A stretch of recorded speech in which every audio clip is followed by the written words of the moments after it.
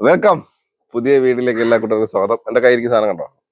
പച്ചക്കയാണ് നമ്മുടെ കായ. കായ കൊണ്ട് നമുക്കിപ്പോൾ മീൻ ഇഷ്ടമില്ലാത്ത ആൾക്കാർക്ക് നമുക്കൊരു മീൻ പൊരിച്ചത് കഴിക്കുന്ന അതേ ടേസ്റ്റ് കഴിക്കാൻ പറ്റിയ കിടിലം ഒരു സാധനമാണ് നമ്മൾ തയ്യാറാക്കാൻ പോകുന്നത്. അപ്പൊ ഞാനിവിടെ ഒരു 3-4 കായ എടുത്തിട്ടുണ്ട്. നമുക്ക് മുറിക്കാം.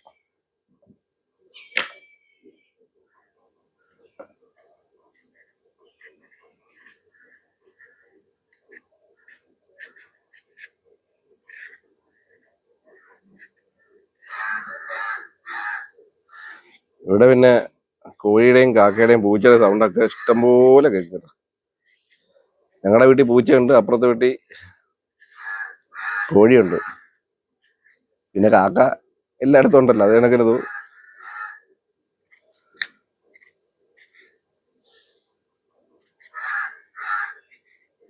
അപ്പൊ നമ്മളെല്ലാം തൊലിച്ചെടുത്ത് വേണ്ടത് വെള്ളത്തിലിട്ട് നല്ല വൃത്തിയാണോ കഴുകിയെടുക്കുകയാണ്.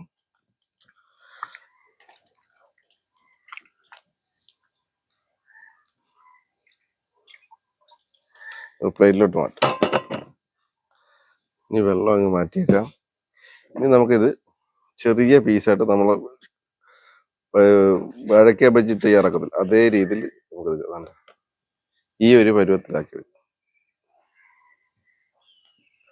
എങ്ങനെ വേണമെങ്കിലും നിങ്ങളുടെ ഇഷ്ടത്തിന് സൈസ് അനുസരിച്ച് കട്ട് ചെയ്തെടുക്കാം. ഞാനിപ്പോ ഈ നമ്മൾ ബജ്ജിയുടെ അതേ രീതിയിൽ തന്നെ തയ്യാറാക്കി എടുക്കാം.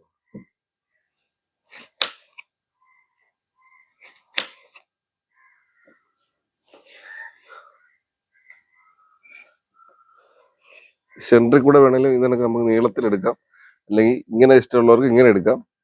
എങ്ങനെ ആയാലും കുഴപ്പമില്ല.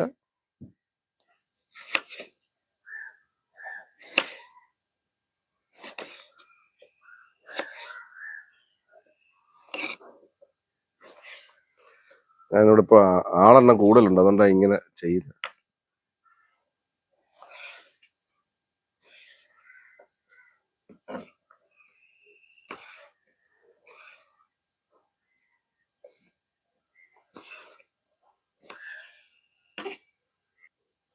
അപ്പൊ നമ്മൾ എല്ലാം ഈ രീതിയിൽ തന്നെ അങ്ങ് അരിഞ്ഞെടുത്തിട്ടുണ്ട്. ഇനി നമുക്കിതൊരു ഈ പാത്രത്തിലോട്ട് അങ്ങ് മാറ്റാം.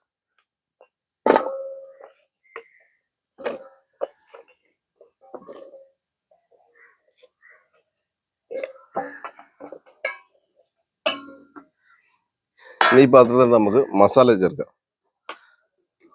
നമുക്ക് കുറച്ച് മുളക് പൊടി, ഒരു 1.5 സ്പൂൺ മുളക് പൊടി എടുത്തിട്ടുണ്ട്. ഇനി ചേർക്കുന്നതെന്ന് പറഞ്ഞാൽ ഒരു അര ടീസ്പൂൺ പെരിഞ്ജീരകപ്പൊടി, പിന്നെ നമുക്ക് അതേ കണക്കിന് ഒരു അര ടീസ്പൂൺ ഗ്രാമ്പും പട്ടയും പൊടിച്ചത്,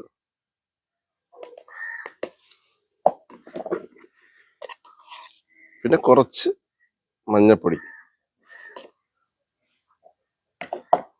ഇനി നമ്മൾ ചേർക്കുന്നത് കുരുമുളക് പൊടിയാണ്. ഞാനൊരു 1.5 സ്പൂൺ മുളക്. കുരുമുളക് പൊടി തോനെ വേണം. കുറച്ച് കായപ്പൊടി. ഇനി പാകത്തിനനുസരിച്ചുള്ള ഉപ്പും കൂടെ ഇട്ട് കൊടുക്കുക.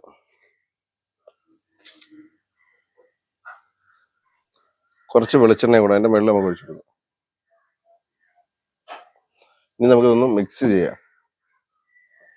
അപ്പൊ നമ്മൾ എല്ലാം എണ്ണയൊക്കെ ഒഴിച്ച് എല്ലാം ഒന്ന് മിക്സ് ചെയ്തെടുത്തിട്ടുണ്ട്. ഇനി ഇതിനകത്തോട്ട് കുറച്ച് വെള്ളം ഒഴിച്ചു കൊടുക്കുക. നമ്മളെ മീൻ പൊരിക്കുന്ന അതേ രീതിയിൽ നമുക്കൊന്ന് റെഡിയാക്കാം.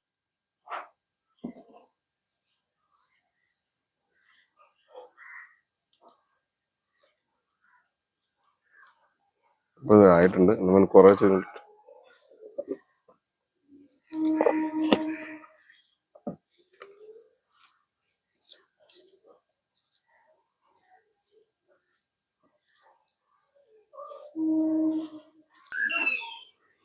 അപ്പൊ നമ്മൾ എല്ലാം താണ്ടെ മസാല തെച്ചെടുത്തിട്ടുണ്ട്. ഇനി ഒരു അരമണിക്കൂർ നമുക്കൊന്ന് റെസ്റ്റ് ചെയ്യാൻ വെക്കാം, മസാലയൊക്കെ ഒന്ന് പിടിക്കട്ടെ.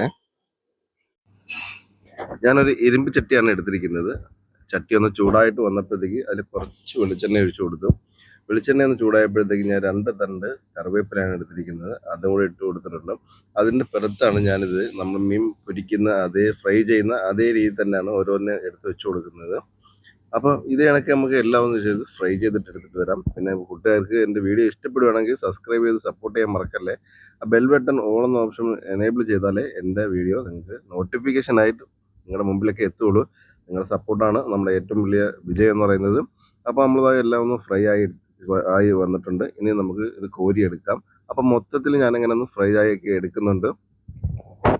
അപ്പോൾ നമ്മളെ ഫ്രൈ ഇവിടെ റെഡി ആയിട്ടുണ്ട്. നമുക്ക് ടേസ്റ്റ് ചെയ്ത് നോക്കാം.